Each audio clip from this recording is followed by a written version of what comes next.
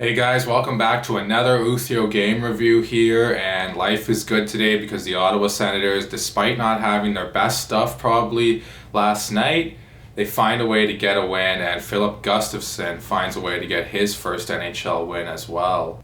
So on to some lineup notes. Filip Gustafsson, obviously, spoiler alert, gets in to the net in this one.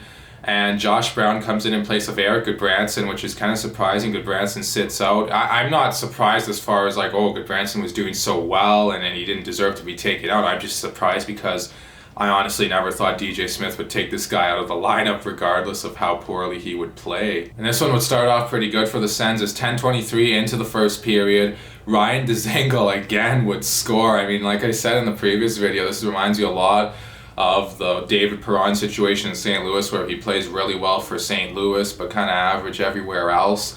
And for Ryan Dzingel, that's really what it looks like here. He plays really well for the Sens, kind of average everywhere else. This guy's a UFA at the end of the year.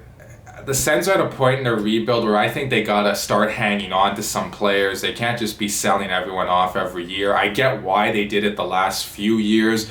Those guys weren't going to re-sign. If Dzingel's interested in re-signing, if you can sign him at a good price, you got to try and keep this guy, I think, if you're Pierre Dorion and the Ottawa Senators, because, like I said, you're at a point in your rebuild now where you got to start hanging on to some of these veteran guys that are playing well for your team. That one be assisted by Watson and Riley, and the Sens, despite being up 1-0, I thought had an okay first period. They were outshot 13-12 by Calgary. I thought it was kind of an averagely played period, maybe slightly in favor for the Flames, but nonetheless the Sens are up 1-0. Then in that second period, Filip Gustafsson had to stand really tall for his team because they were really under siege pretty much that whole second period. I mean, the Sens were just flat out not very good at all. In that period, they were outshot 13-4 by Calgary, and Gustafsson really held the fort. I thought the Sens at times were kind of hanging on. I thought they did a good job of not allowing the Flames second and third chances despite being hemmed in their zone a lot and giving up a lot of shots on net. But like I said, they didn't give up those second and third opportunities, which is really important. And it's something that the Sens were giving up a lot early on in the season, and now when they are under siege, I find they do a better job of not giving teams second and third whacks at the puck in front of their net. Filip Gustafsson would hold the fort throughout that second period, and the Sens would go to the third up 1-0, and things are looking good for them at this point. Ottawa, again, would kind of get hemmed in a little bit in that third period. They didn't play as bad as they did in the second. I thought they played okay in the third, maybe much like the first period where it was kind of averagely played, but more in favor of the Flames. I thought Calgary was the better team for the majority of this game. They carried the play, but like I said, I think the Sens did an okay job of keeping Calgary to the outside when they were in their zone. I just want to say this, Gord Miller, around the 12 or 13 minute mark, the play-by-play guy on TSN, he mentions the word shutout, and every hockey fan knows you don't mention the word shutout when a goalie's got that going for him. So he does that, and he says, oh, I'm not really superstitious, and Jamie McLennan's kind of squeamish about it. I was kind of squeamish about it. I was like, Gord, what are you doing? Why are you trying to ruin this moment for Filip Gustafsson? And then what happens with just over 5 minutes left in the third period? The Calgary Flames ruin the shutout for Gustafsson. Milan Lucic makes a great pass to Johnny Gaudreau. Lucic seems to play really well against the Sens so far this season. So Gaudreau comes in all alone. He shoots it upstairs on Gustafsson despite Gustafsson standing up.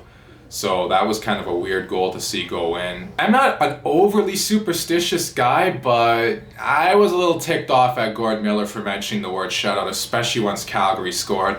And I just want to mention, I don't know how many Sens fans are aware of this because it's not really a huge in-your-face type of stat. It's kind of more of a minor one. But the Sens haven't had a shutout since March 26, 2019, when Craig Anderson shut out the Buffalo Sabres by a score of 4-0. And the Sens were the only team last year to not have a shutout. They're one of the few teams left this year to not have a shutout yet. And I hope they can get one at some point. I know it's not the be-all and end-all, but man, it would have been really cool to see Filip Gustafsson get a shutout and his first NHL win on top of that. He did get the first NHL win, obviously, but it would have been pretty darn cool to see him get a shutout too in that scenario as well. Unfortunately, it just didn't come to fruition. It just wasn't meant to be. So you guys can all beat up on Gord Miller for that one. But I'm just kidding, of course. Gord's a great guy, and I'm sure he didn't mean any harm to Philip Gustafson. He's just not a superstitious guy. It's kind of like my dad, for example. My dad's like that. I'm like, oh, don't say the word shutout. You'll say the word shutout. And sometimes a goalie that he's mentioned that on will get the shutout.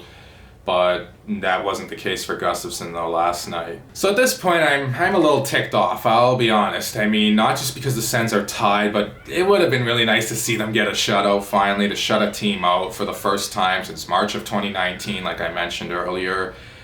And I'm just thinking, well, you know what, if they lose this game, so be it. I mean, I was kind of hoping they wouldn't, just because I wanted to see Philip Gustafson get his first NHL win. But I was kind of thinking, well, if they lose, they get closer to a high-end draft pick again. They could kind of use one with the way this season's gone. That would ease the pain of, this being a rough season for the Sens and their fans. Let's be honest. It's been rough on us as the fans as well. But what happens with 2:36 left in the third period?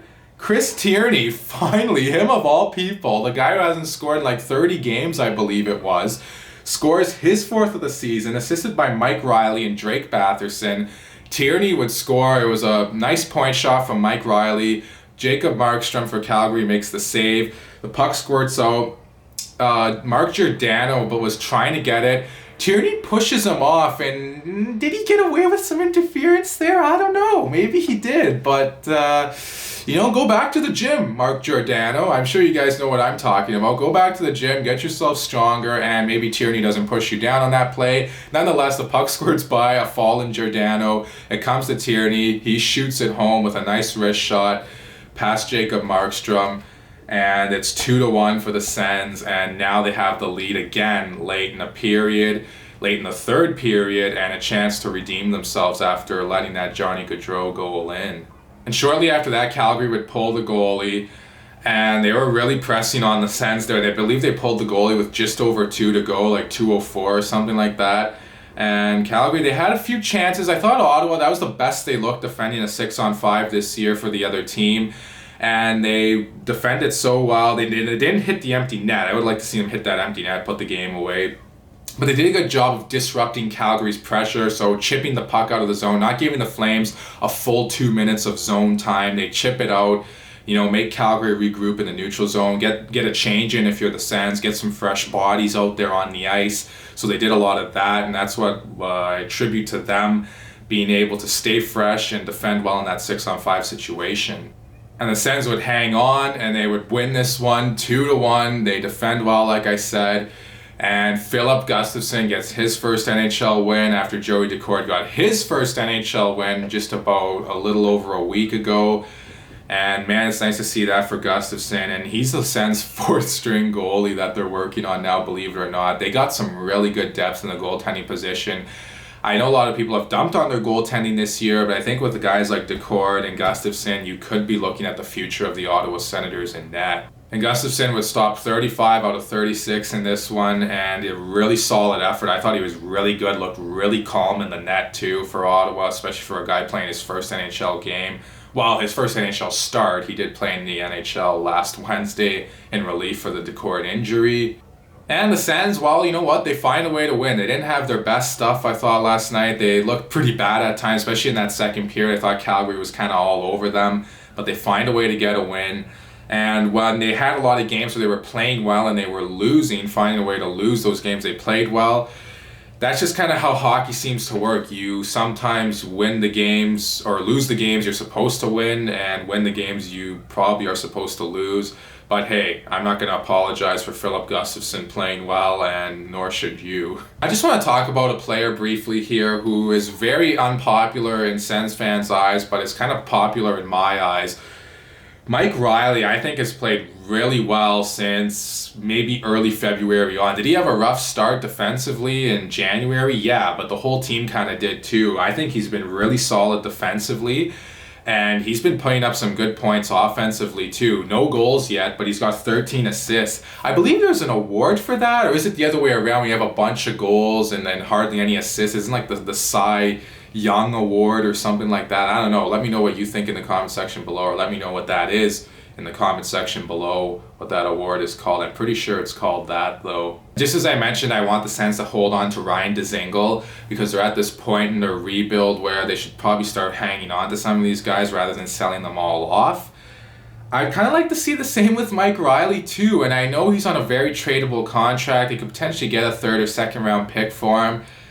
But I don't know. I mean, the Sens are at a point, they got to hang on to these guys. They got to make the playoffs soon here, whether it's next year or the year after that. I'd prefer it to be next year because they're going on 4 years out of the playoffs here. Well, that's not a crazy long time to be out of the playoffs. It is, it's starting to kind of get there.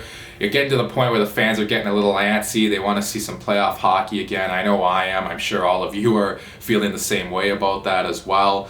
So I'd kind of like to see them hang on to Mike Riley. And I know a lot of people will say, oh, they got Jacob Bernard-Docker coming. They got a lot of good young defensemen. Jake Sanderson coming up too. I don't know if he's going to play next year or the year after.